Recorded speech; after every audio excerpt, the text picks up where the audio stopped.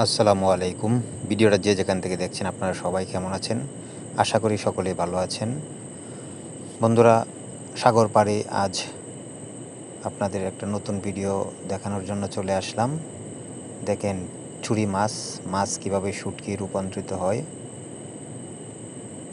এটা একটা শুটকির ঘের।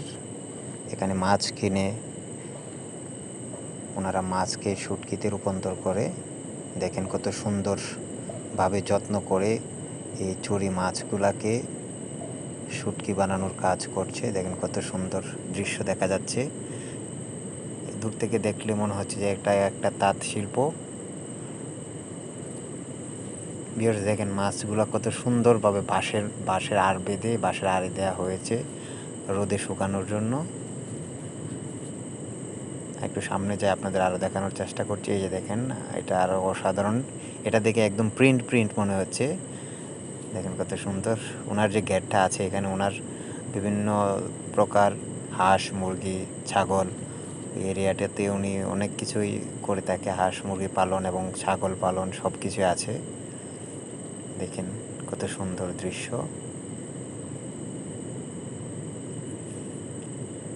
ভিউয়ার্স, আপনাদের এই চুরি মাছের শুটকি দেখতে কেমন লাগে এবং চুরি মাছের শুটকি খেতে কেমন লাগে আপনারা অবশ্যই ভিডিওটা দেখে জানাবেন। এখানে দেখেন বাচ্চা এবং মহিলারাও এই ঘেরে কাজ করে থাকেন। মহিলারাও এখানে কাজ করে, মাছ শুকানোর কাজ।